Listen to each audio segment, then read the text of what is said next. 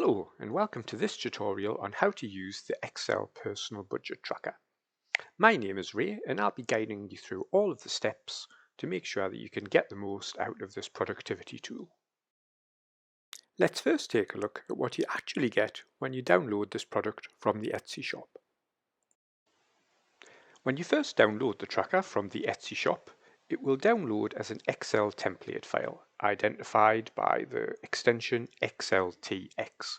It will likely appear in your Downloads folder, but this will be dependent upon the settings on your personal computer. Once you have located the file, go ahead and double-click on it to open it up in Excel. When you first open the file, you will be greeted with this instructions page. This is a step-by-step guide on how to use and set up the Excel Personal Budget Tracker. For the purposes of this video, we won't be dealing with this as we'll be looking at the steps within this video. Before we get started, let's talk a little bit about how Excel templates work.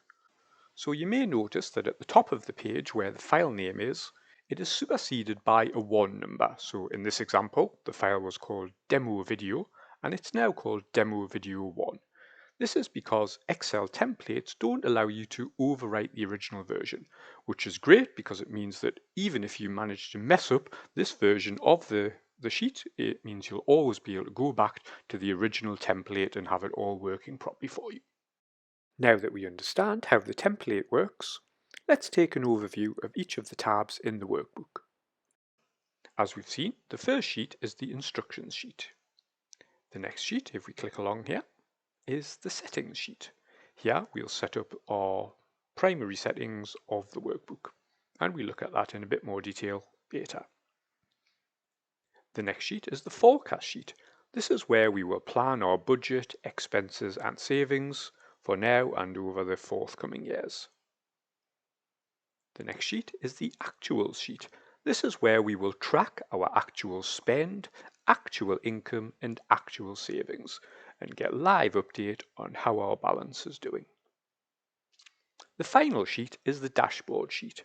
This is empty right now because we haven't entered any data, but this will give us an overview of the health of our budget at any time. We can look at it by year or by month, and we'll explore that functionality later in this tutorial.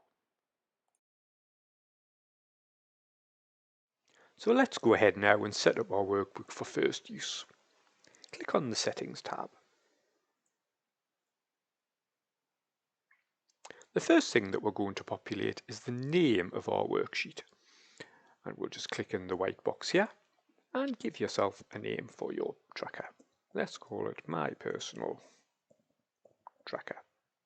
The name is not important, but what you'll see once you enter it is that will now appear on the top banner in each of the pages. So here we have My Personal Tracker Workbook Settings. If we click on the Forecast tab, we can see now My Personal Tracker Forecast, and the same on the Actuals page and on the Dashboard page. You can always change it later if you want to. The next field that we're going to populate is the start year. So go ahead and click in the white box next to that field and type in the current year. So today it is March 2023, so we'll put in 2023. This is fundamental to the workings of the sheet, and it's important that this is entered. And you will see this displayed on a number of other sheets, and we'll go and have a quick look at that now. So if we see now on the forecast sheet, you can see that this first block of months is now headed with 2023. And we can also see that the future years, 2024, 2025, 2026, are populated all the way along to 2032. So this sheet is good for in the next 10 years. You won't have to do anything with it. On the actual sheet, we will also now see that we've got today's date, the 14th of March 23. And on the dashboard sheet, we can see now that we're currently displaying the breakdown for March 2023 because we have selected the current year and the current month, and we'll look at how to change those later. If we return now to the settings sheet, we can see that the next field to populate is something called Shift Late Income. So the purpose of this field is, imagine if you get paid very late in the month. Let's say you get paid on the 25th of the month. So this month it's March and we got paid last month on the 25th of February. Now, if we wanted to consider that income as having come in on the 1st of March, so it could then be planned for expenditure in March, then we would activate this field. And we do that simply by clicking the drop down and selecting yes, or alternatively, we can click the drop down and select no.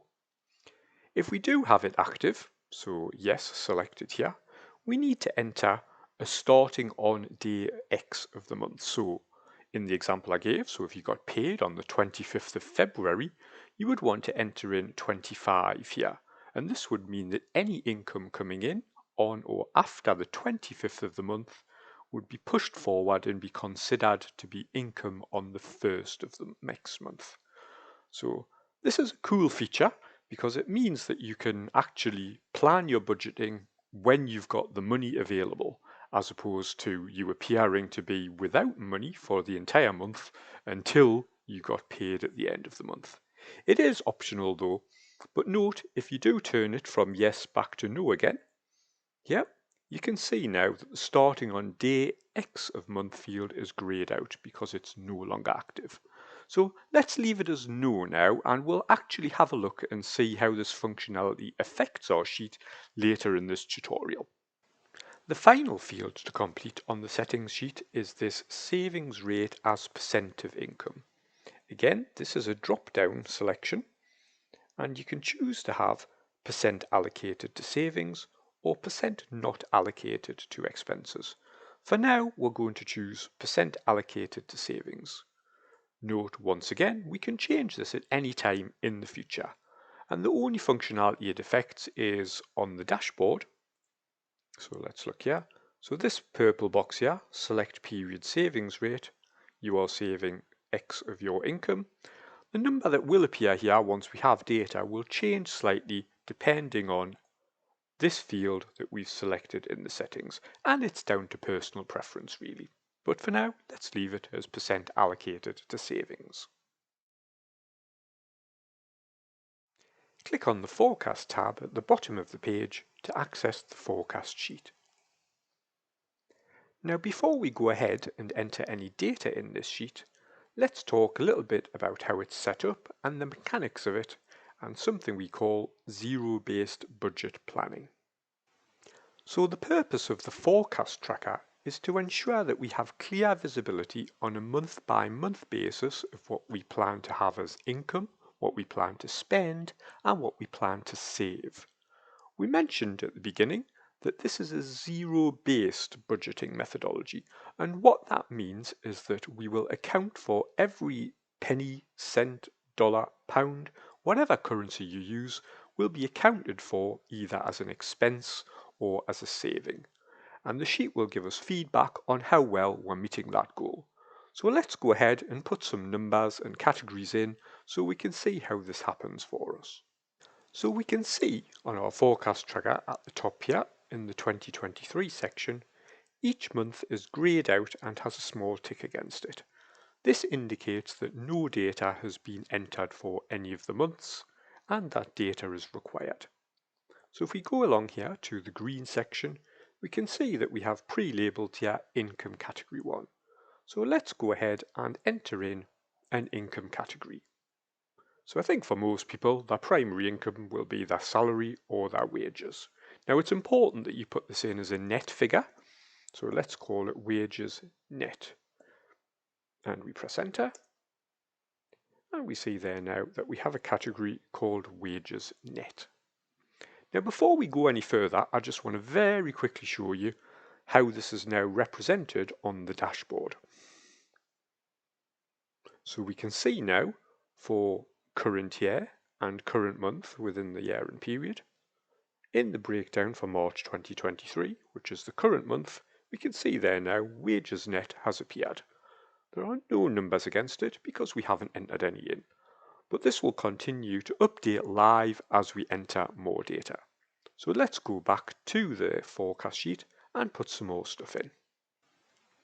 So we can see now currently that the second box below where we've made an entry is currently grayed and it says enter income category. So let's go ahead and say we make some interest on whatever wages we've got. Interest. And we can see now simply by entering this that we have this now highlighted in this beautiful light green colour, so we can see that this is an active category. And again, once again, if we look quickly at the dashboard, we can see now that interest has now been added as an income category. So the next thing we're going to want to do is to put some numbers against these for each of the months. So let's say that in January we expected to earn 1500 and 1500 in February. And what we can do now is if we highlight these two boxes and grab where the little plus sign appears, we can drag this all the way across to complete the year. Now this might not be the case for you. Perhaps you're expecting a pay rise later in the month. So let's say, or later in the year, should I say. So let's say in July we're expecting a small pay rise to 1600. So we can go down. So it's important to be as accurate as possible over the course of the year, because this is going to form our plan and what we will compare our actuals to. So we can see now for each number that we've entered across here in each month, we can see we've got a total automatically calculated at the bottom of the table. And what we also have now is we can see those small ticks have disappeared, but the numbers are still grayed out. But there is something here to be allocated, and it's telling us that we have 1500 to 1600 later in the year to be allocated. And this is what we mean by zero budgeting. So there's 1500 now to be allocated across expenses and savings. So let's go ahead and populate something for interest. So we have a small amount of savings, let's say, so we're expecting to get 5 interest each month. So we're just going to copy that all the way across by selecting again the little plus in the corner and just dragging it along. So you can then go ahead and enter another income category, new category, new category, and each time it will complete a row. The template sheet is set up to have 7 income categories, but you can add more by simply following the following process. Simply select the row where you wish to add a new category by left clicking on it, hold down the Shift key and press space. This will now select the whole row. Right click on the cell, select copy from the drop down, right click on the cell again and select insert copied cells. And this will now push a new row into the income category. It's extremely important to follow this process exactly to ensure that the functionality of the sheet is maintained. Likewise, if you wanted to remove a category, we would simply click on the cell where we wanted it, hold down Shift, press space, you can right click and then just delete. And this will then remove the category. Let's now take a moment to look at a different type of editing that we may come across. So we've entered here a couple of dummy categories called new Kate and new Categ. And if we look at the dashboard by clicking on the dashboard, we can see here that we have these nonsense categories in the income breakdown section. Now we don't want to be tracking these and we don't want to see the data for them. So let's look at the process for getting rid of them.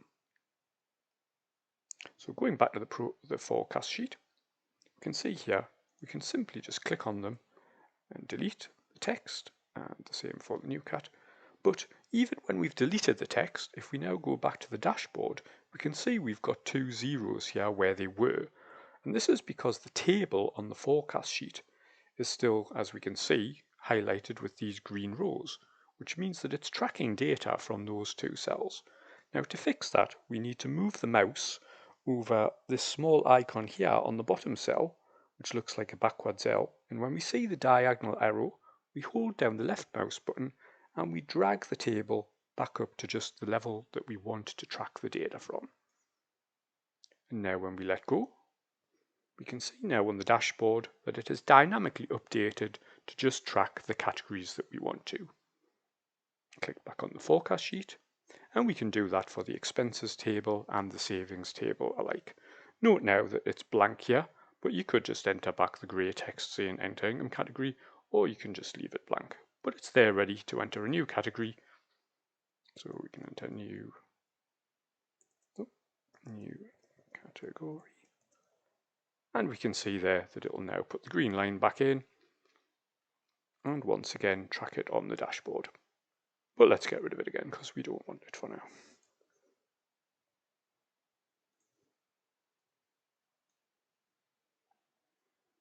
Now let's add some expense and savings categories in the same methodology that we used for the income table. So let's add our first expenses category, and let's say this is rent, and we could have a utilities category. Let's maybe have a social category for fun and drinks and meals. And you can add as many categories as you like up to the end cell here, and you can add new ones in the same way as I showed you for the income table. But let's just leave it at that for now to keep it simple. And once again, we can add in quantities versus these categories for each of the month of the year. So let's say that our rent is 750. And again, we can select these cells and simply drag them across. And utilities, let's say they're 250. And once again, drag it across. And we can see now that as we enter in data into the expenses category, in the to be allocated section up here at the top, we can see that the number dynamically updates, telling us how much money we have left to allocate per our budget. So in January, we had an income of 1,505, or a forecasted income of 1,505, and we've so far allocated 1,000 of that. So let's put a bit of money into social. So 50. And let's say, we know that during the Christmas time we'll be going out much more, so we're going to add in 150 there for Christmas time. So we can see now that to be allocated, we still have quite a little bit in each of the categories. And what we're going to do is just divide that out amongst different savings categories. Now, what's important to understand for savings is these don't necessarily have to be different savings accounts. It could all be in one account. It could even be a subsection of your current account. But we're going to categorize them out so that we can track exactly what we're doing. So let's say that we're saving for a new house. So let's put a house deposit section in. And we want to start off a small ISA. And we also want to have like an emergency rainy day fund just to cover us for anything which may happen in the future. Rainy day find, let's just adjust that. So again, you can see in the same way, we get these nice purple rows showing us what we're updating and what we're making live. So let's just have a look at a few different situations that we could see in the to be allocated section for January. So let's say we want to save 200 for a house deposit. We want to put 200 in an ISA. And we can see now that we've only got 55 left to be allocated. So if we make that 55, we can see now we get a lovely green tick. The value has disappeared now. And this tells us that we've met our zero budget planning process. We've allocated all of the income either to an expenses category or a savings category. But what happens if we over allocate? Let's have a look. So let's say we put 250 here, 250 here, and we can see already for this month, if we put 250 in, 250 in there, we can see now that we're over allocated by 45, and that's highlighted here by the month turning red, and also a negative value which is red in the cell. So we would either have to generate more income in that case, or we'd have to cut back on an expenditure somewhere if we wanted to save this amount. So we could adjust that, say, well, actually, we'll not go out this month, and we'll only put £5 into the social area. And there we go now. We've corrected that. We now have a green tick for February. So obviously we may well decide to spend different amounts, typically, your utilities, which might be gas or electric. You would expect to spend more in the winter months, certainly in the UK, which I'm from, than you would in the summer. So you wouldn't necessarily see this being the same value all the way across. So let's make a slight adjustment for that. So let's hope for better weather from May through to September and say maybe we only need 150 in there. And this will then give us more available income in those months. And we can see that reflected in the amount available to be allocated here. So let's go ahead and just populate the rest of this. So once we've entered all data for the forecasting sheet, we should see that each month has a green tick and is highlighted in green to show that we've met our zero budget criteria. Now before we move on, I just want to draw your attention to one more thing on this sheet, which is how we focus in and unfocus in on each year. So we can see at the moment 2023, which is the current year, is expanded and we can see all of the months. But we can't see that for the future years. And this is because of the collapse uncollapse settings at the top of the sheet. Clicking on the minus sign here highlighted by the red box will collapse the current year so we can just see the summary data. We can then click on the plus sign to re-expand the data, and we can also do this for any future years. Simply collapse, uncollapse, depending on what it is that you want to see. So now our forecasting data is completed, we'll go and have a look and see what it looks like on the dashboard. So click on the dashboard tab at the bottom. And we can now see that on the left-hand side, the breakdown for March 2023, each of our income, expenses and savings categories are now populated and we can see the forecasted amounts against them. The actuals column is still blank because we haven't entered any actual data. The percent completion is all showing as 0%, but as we put in actuals data, it will show us how much percentage of actuals versus our forecasted amounts that we've completed. The remaining column is the same as the forecasted column because we haven't spent anything against it yet. And the excess column is all blank, so we've not over allocated in any category. So these bars at the top here, these small fields, show us the selected year and period, which is 2023 and March. And this is defined by the section here on the top right where we define the year and the period. So for example, we can change the year simply by selecting this drop down here next to where it says current year. And we can now change to 2025 and the dashboard dynamically updates. Obviously we have no data in yet for 2025, so everything looks blank, but you can see here it now tells us selected year and period 2025 March. So let's put it back to the current year. And likewise in period we can change it from the current month to January, February, etc. March. So notice as you change the month here, the actuals versus forecast graph shows us highlighted which month that we're focusing on. So here we see for March, we have the green, red and purple bars for income, expenses and savings respectively. And now if we change this to example September, we can see now that that bar is in focus. So these are our forecasted amounts and they're shown in a light colour. And as we populate actuals, we will see these bars fill up. We can also view all of the bars by looking at the total year. So we select total year here. And we can see now each of our forecast bars for every single month of the year. Another useful feature are these little toggle ticks on the graph which allow us to uncheck forecast. So now we don't see any forecasting data. We can put forecast back on and now we can choose to hide income, for example, or hide expenses simply by checking and unchecking the boxes, allowing us to focus in on the data that we want to look at. So before we leave the dashboard for now, let's just take a look at another few things that are displayed at the top of the dashboard sheet. So the box here where it says selected period progression, it's showing as 20%. And this is because we're currently viewing the total year. So the current date is 20% of the way through the year. So if we flick back to showing the current month, today's date is the 14th of March, which is 45% of the way through the month. So this gives you a guide to where your forecast versus your actuals are in terms of your progression through the month. The next box along, selected period balance details, gives us an overview of where we're at.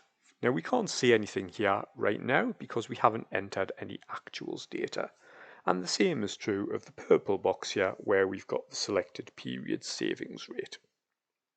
So the next phase for us to do is let's go and enter some actuals data so we can see how it helps us versus our forecasting. So let's now go to the actuals page and start entering in some data. Simply click on the actuals tab at the bottom. And here we are on the actuals tracker. So this is where we're going to actually enter any of our transactions, and we simply enter the date of the transaction, the type of the transaction, which category it belongs to, the amount of the transaction, and optionally we can add in any details. The tracker will then give us a running balance based on today's date, and it will also display the effective date of the transaction. And we'll talk a little bit more about the effective date later. At the top here, we can see it tells us what today's date is. It's going to track when our last record was entered.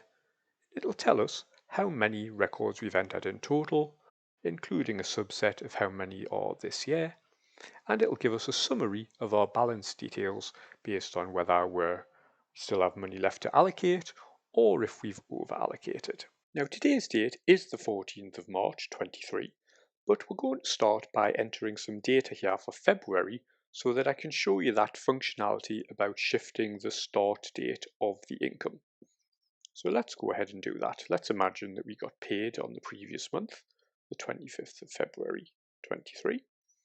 So notice that no matter how you enter the date, it will be changed back to this format here. And that's just the way the sheet works. So we'll have a standard date format as we go through. For the type, we select this from a drop down, and we can have income, expenses, or savings. So we're going to enter in some income. The category is then a drop down, and this list here is dynamically updated based on what you had in the forecast sheet.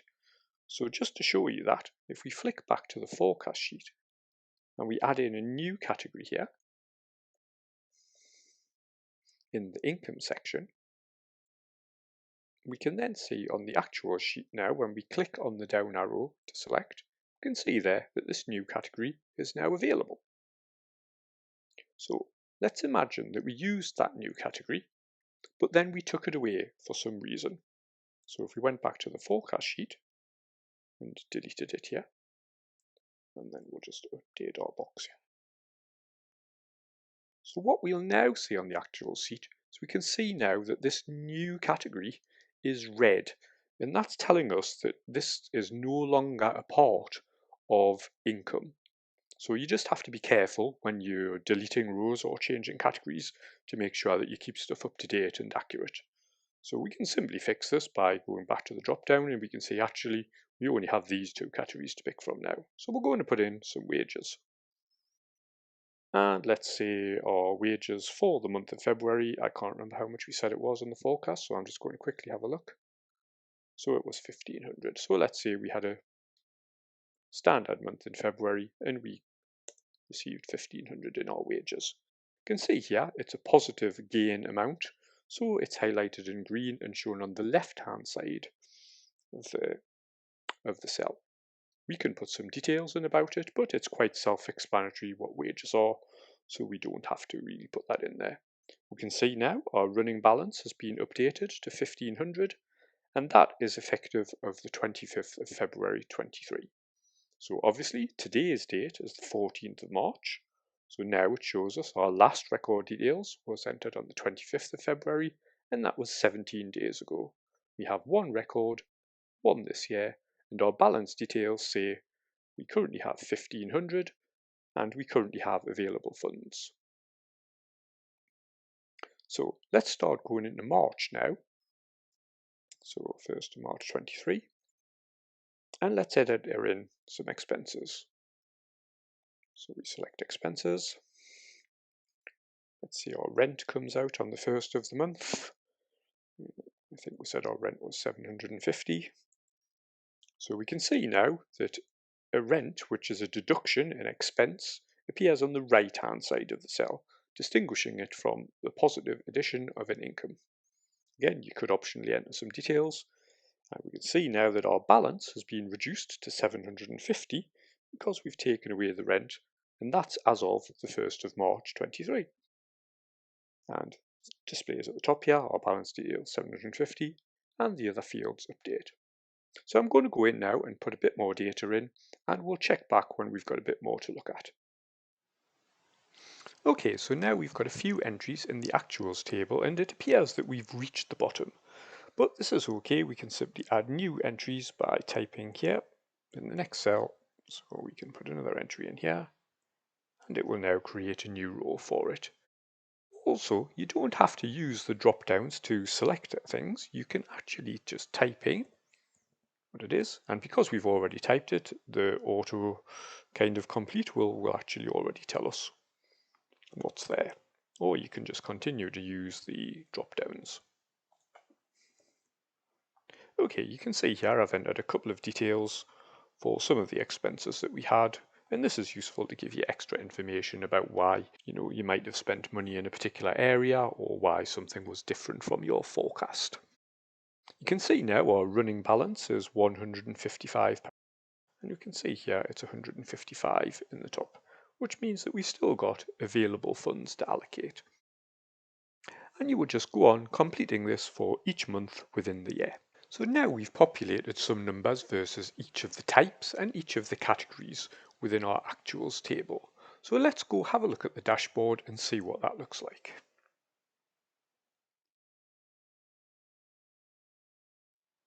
So we can see that our dashboard is currently focused on year 2023 and the month of March, which is the current month.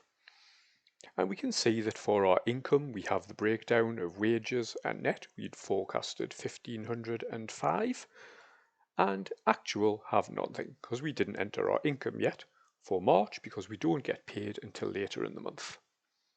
For our expenses, we have something against each of the categories, and we can see that where we've matched the actual and forecast, the percent completion is showing as 100%, and we can actually see really quickly that we've got 200% against social, which means we've spent twice as much as we actually intended to in that category. And for savings, we can see that we've actually started completion here on the ISA and rainy day fund, 25 and 36% complete respectively, and we've put 100% of our income towards saving for a house deposit. So we scheduled 200 and we've met 200. Okay, so what does this look like graphically? So we can see here on the right, we have 4 graphs. The top left graph shows our income categories breakdown. Now this isn't very useful for the month of March because we haven't actually got any data. So let's just quickly, briefly change to February. And we can see there we have a breakdown for February showing that 100% of our income was actually received from our wages, which we can see there in the table. And let's flick now back to March. And we can see there for the expenses category in March, we can see the full breakdown, rent, utility, social, beautifully color coded and in order of the size of the category. And the same for savings. We can see it there in this lovely pie wheel. But the really important graph here is this one in the top right hand side, which actually shows us our actuals versus forecast summarized by category. So we can see that there's a pale green bar here within March for income, and that signifies that there is an amount forecasted, but there is nothing against it. For expenses, we have a darker red and a very dark red at the top. So the darker red is filled up, 100% of our expenses were allocated within these first 2 rent and utilities categories, but we can see on the table on the left we did overspend versus social, and that's what this little dark red section here shows. So any dark colours are in excess. And for savings, we see we've halfway filled up the light bar, so what was forecasted, we're about halfway through what we'd forecasted to be allocated versus savings for the month of March.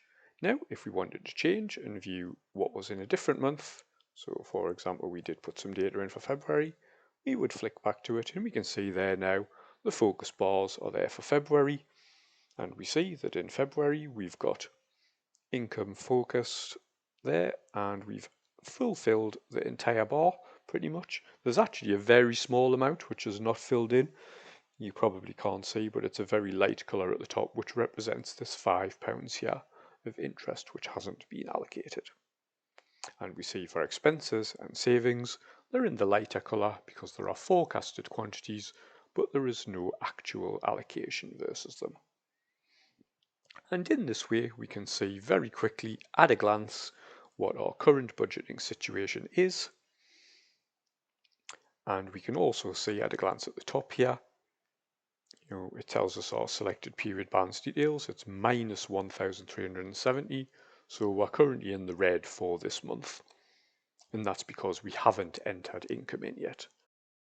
So on that point, remember right back at the start, I talked about this setting on the settings tab, which was the shift late income setting. Now the reason we're showing is negative for the month of March is because we don't get paid until the end of March. So what if we turn this setting on? So now what this will do is it will attribute the income that we got paid at the end of February as though it was effective on the 1st of March. So let's have a look at what that looks like on both the actuals and dashboard. So on the actuals tab, we can see here, we got income on the 25th of February as wages, an amount of 1,500. And we can see here in the effective date column, it is underlined and put in italics as effective on the 1st of March.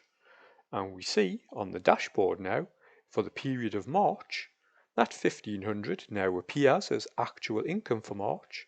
We see it here on the graph, and we see it also filled here on this graph. So that is the power of that feature. If you do get paid late in the month, that you can shift that to the next available month, and it actually gives you a more realistic idea of how you would typically manage your funds.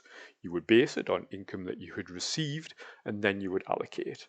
And we see now for the selected period balance details, we have 130 left to allocate. So it's actually not showing us as negative because we still have available funds from the income we received in February.